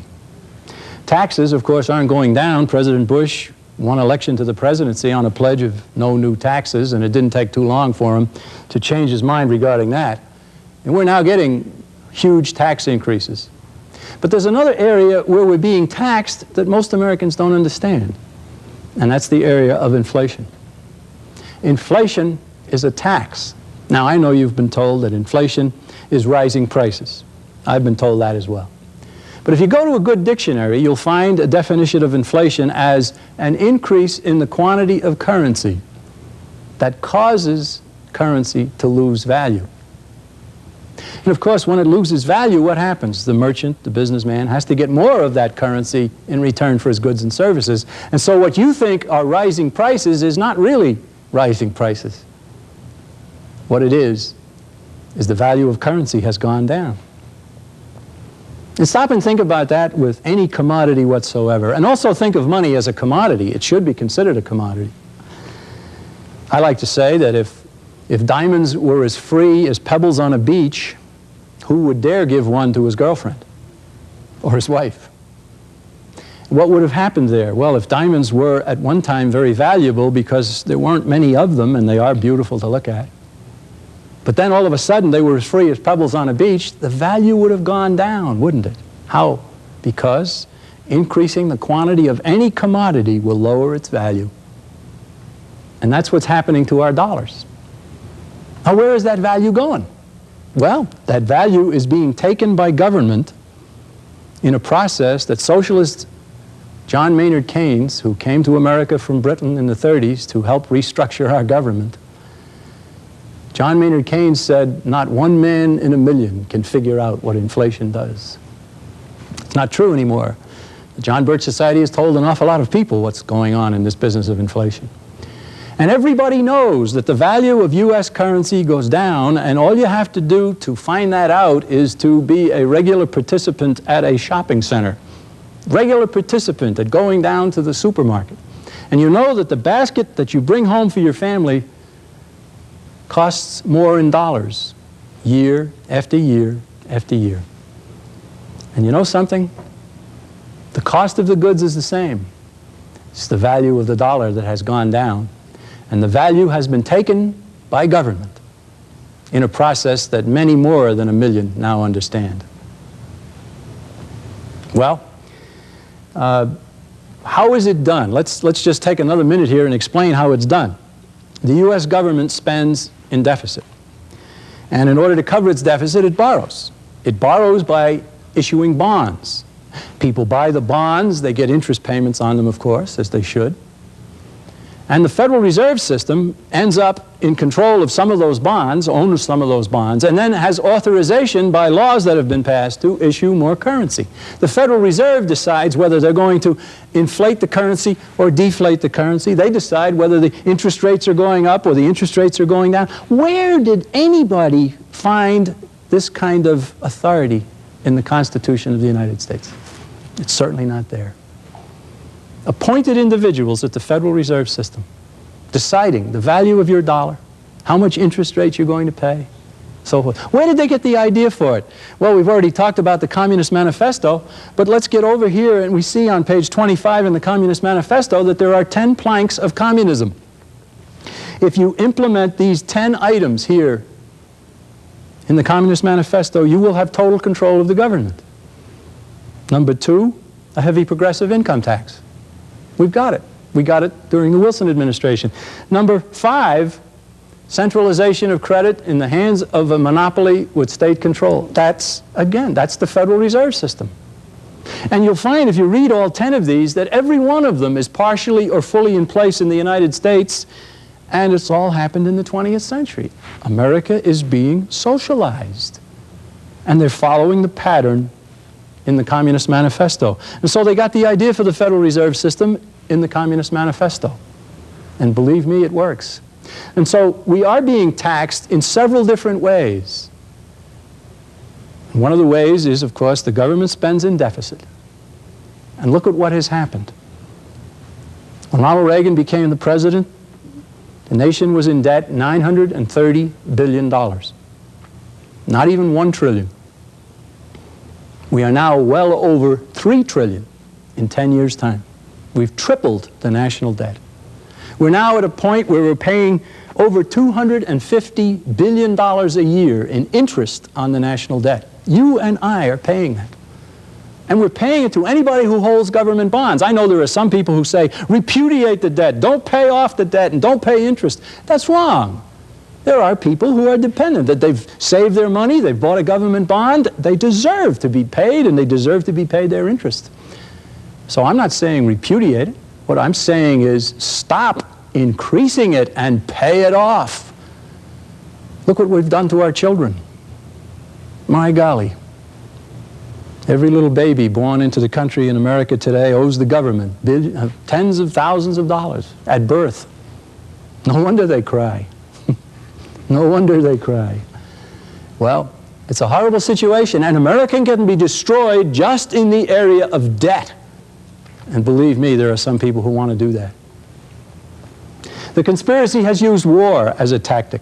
Wars of national liberation, civil wars. Somehow they've gotten the Chinese fighting the Chinese, they end up with China. They've gotten the Algerians fighting the French, they end up with Algeria. They've gotten Cubans fighting Cubans, they end up with Cuba. And all throughout the world there are these different kinds of things. But they also use war because they know that war is big government's best friend. That's an important statement. War is big government's best friend. And war is also world government's best friend. Should America be the policeman of the world? No. No, they're not authorized in the Constitution to be the policeman of the world. 2 reasons for using our military. 1, to protect American citizens, and the other to protect American property. That's all.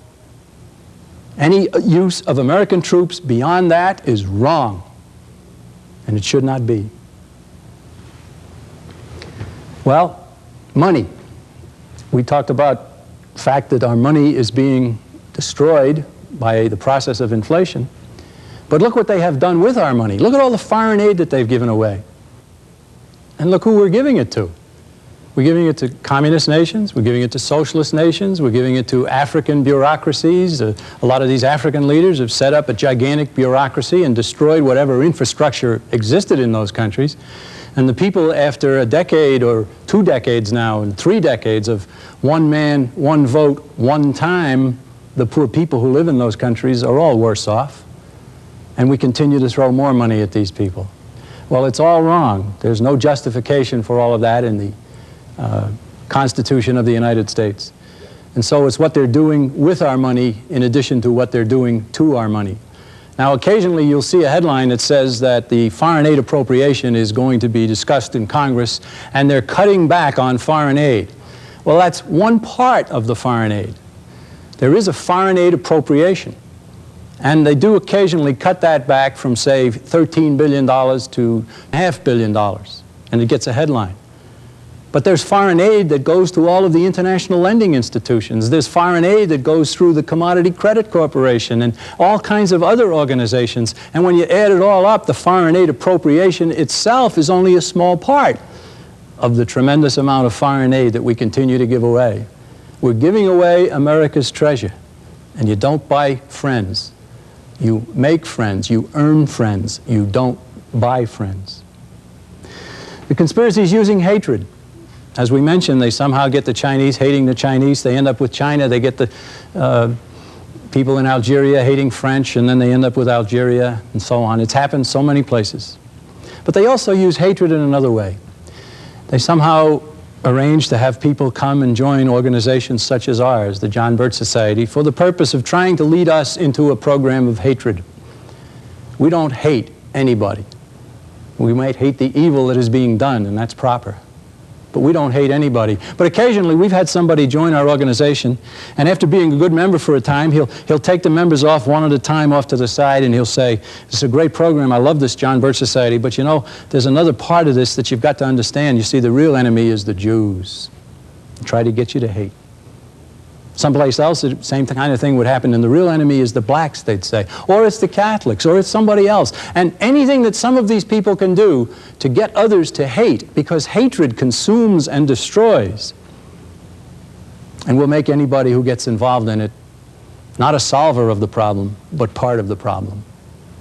And the John Birch Society is not a hate group. It's one of the most vicious things that has ever been said about us, and there certainly have been a lot of vicious things said about us. We are what we are, and we hope you'll take a look at us. Energy, finally. Let's talk about energy. In 1973, at the height of the energy crisis, when everyone who was alive at the time remembers that there were people lined up at gasoline pumps to get fuel for their automobiles, America was importing about 1/3 of the oil that we use. So they started a Department of Energy. Spend over $10 billion a year every year since.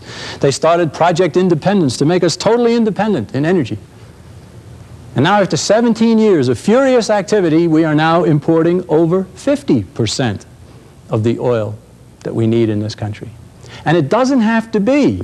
America could be totally independent in energy if the government would simply get out of the way. Where would it come from? Well, in June of 1990, President Bush signed an order shutting off offshore oil and natural gas development off the states of Washington, Oregon, California, Florida, and all of New England. Tremendous amounts of oil, natural gas known to exist. Can't touch it. Alaska is locked up. Tremendous places in Alaska where there's known deposits of oil, can't go and get them. They have wildlife refuges. They have wilderness areas. We've got to preserve the pristine value of an area that nobody uses. And even if we went in there and took out of the ground what's there, the minerals as well as the oil and natural gas and so forth, it wouldn't hurt the area. Would the caribou, were they affected by the Alaska pipeline? No. The word is they love it. They go up and rub up against it and get some warmth. So America is putting its own neck in a noose through energy dependence. We've also got atomic power, an American invention, in fact. Right now, the nation of France, over 75% of the electricity used in that nation is generated with nuclear power. There are 15 other nations that use more nuclear power on a percentage basis for generating electricity than does the United States. We're at about 18, 19%. No new nuclear power stations have even been started in the last dozen years, and it's going that way. And nuclear power would make us much less dependent on foreign suppliers for our energy. And so everywhere you turn, the government is in the way. The government is hurting us. The government is who's doing this to us? Well, we mentioned the Council on Foreign Relations. We mentioned the Trilateral Commission. In 1989, the new chairman of the Council on Foreign Relations, a man named Peter G. Peterson, wrote a piece in the annual report. And he said, and the board of directors and the staff of the council have decided that this institution should play a leadership role in defining these new foreign policy agenda. New foreign policy agenda that he'd been talking about. Now they claim that they never take a position, that they don't have any stance, they don't have to defend anything, they're just a discussion group. Well, how can you define foreign policy agenda if you don't take a stand? And they do take a stand. And the way it works is that they take several stands within an area that's fine as far as they're concerned, and you can go either way on those areas, and they still win. It's a lose-lose situation. We call the situation the missing alternative syndrome. Let me give you an example. Recently, a Council on Foreign Relations writer said, it's not a case of whether we help Gorbachev, it's a case of when and how much. So we're allowed to discuss when and how much, but you're not allowed to discuss whether. Should we be helping Gorbachev? No, we shouldn't be helping socialism. We shouldn't be giving away foreign aid. And that's not allowed to be discussed. If you start discussing that, you're outside the general area that the Council on Foreign Relations wants people to discuss the matter, and you're labeled an extremist. You're labeled a crackpot. You're labeled all kinds of things. And that's what they do in the Council on Foreign Relations. It's very, very important, and it's very destructive. There are missing alternatives. Remember in the war in Vietnam, the choices were, are we going to pull out, or are we going to follow the president's policy? Victory was not allowed to be discussed. So that's how it works. The target is God, family, and country, all nations. So what's the solution? The solution is the John Birch Society. John Birch Society agrees with the prophet Isaiah, his lament. He said, my people have gone into captivity for want of knowledge. The thrust of it is if they'd been informed, they'd be able to stay free. We agree completely. And so we formed an educational organization. Our strategy is education, our weapon is the truth. We have a nationwide field staff. We have a concerted action program. We give it through the bulletin, 32-page monthly bulletin goes to every member. I help to write it, I'm the editor. The New American Magazine, a bi-weekly journal of commentary that is peerless. If you don't get it, you're depriving yourself of something very important.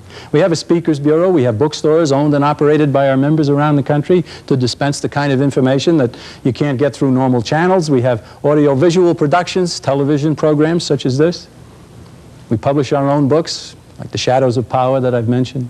We have our ad hoc committees. The Trim Committee is the best to put out the report cards on the congressman. Did they vote for higher taxes and more government? Or did they vote for lower taxes and less government? Now, there's the solution, education. If the American people become better informed, they'll choose better leaders. Education has to come first. It's the pre-political activity. We're never going to tell you who to vote for. We don't back candidates. We don't finance candidates. We simply want to wake the town and tell the people.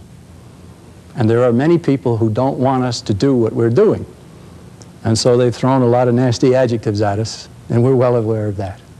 But we've triumphed over that, and we continue, and the society is growing, becoming more influential, but it certainly has to go an awful lot more if we're able to solve this problem. Now, let's summarize here. We've talked a lot about history, we've talked about political systems and economic systems, It's a lot of good information. I'm not apologizing for a word of it. But that's all at the secular level here. And really what we're involved in is more than a political preference or an economic preference or a discussion of history. What we're talking about is right versus wrong. And that bumps us up to the next plane. That bumps us up to the moral and spiritual plane, where everybody has a responsibility. We're bold enough to suggest to anyone that you can meet a major portion of your responsibility to oppose evil through a non-church, non-religious organization called the John Birch Society. We're not saying not to pray. We're very much in favor of that. So you pray as if it all depends on God, and you work as if it all depends on you, and you do them both at the same time. That's what we urge. Let me give you one other consideration here. Is there any hope? Sometimes we are so good at explaining the problem that we destroy any confidence that anybody might have that there is indeed a solution to this problem. There is. There's great hope for the future. There are 4 reasons, in fact, for hope, and I'm going to give you them. 1, 2, 3, 4. The first is history is made by the dedicated few. Small groups of people will always succeed against the disorganized and the don't care. History is full of it. And that's what we are. A history-making minority. We are people who say we don't want to study history as much as we want to make it.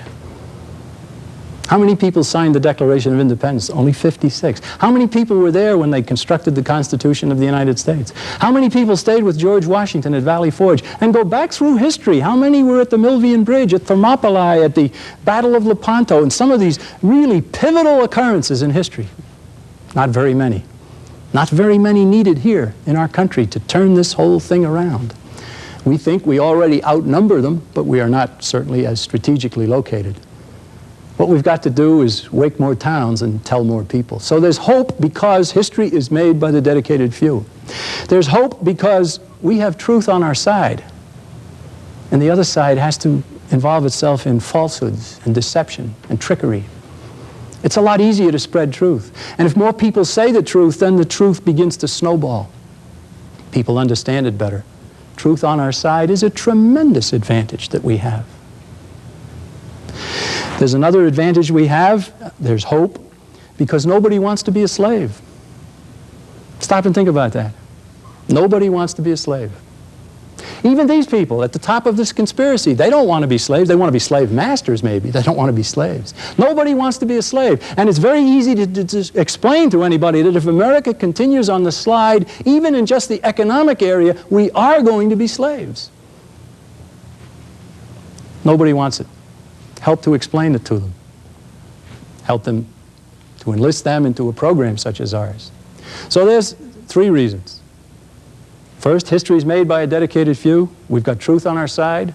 Nobody wants to be a slave. And the 4th reason may surprise some people. And that is that what we face is a conspiracy. And there's reason for hope in that, because if it wasn't a conspiracy, it would be the unfolding of historical forces that nobody could stop. That's Marxism. We don't want it. We don't want that, and we don't want anybody to believe that. What is being done by individuals, and therefore other individuals can undo it and stop those who are doing it. And because it is a conspiracy, there's great reason for hope. And so we say there is reason for hope. Robert Welsh, at the end of the founding of the John Birch Society in 1958, summed it all up very, very succinctly. He said, "All we must find and build and use to win is sufficient understanding." It's the same today. The enemies of freedom in our country are establishing a new world order. Sad to say, President Bush is saying it. He said it at the United Nations. He said it in speeches before the American people. Somebody else is saying it as well. Look here. Look who's saying it. It's a newspaper from Milwaukee. Gorbachev urges New World Order after Gorbachev's speech at Stanford University in June of 1990. You will hear that term from time to time, and when you hear it, we want you to realize that that's the goal of the people who mean to do us in. John Birch Society is standing in the way. If we're successful, the American people, enough of them, will demand change. And the change will occur when new congressmen are selected or existing congressmen begin to do some things differently, in most cases. There are, of course, good congressmen. There are some good senators as well. But there are not enough of them. Too many of them in the middle. They operate on whichever way the pressure is going, that's the way they're going. So we've got to put the pressure on them to do what's right. And many of them will be glad if you did. Well, let me thank you very much for your close attention through what is obviously a long talk. You've all been very generous to me with your time.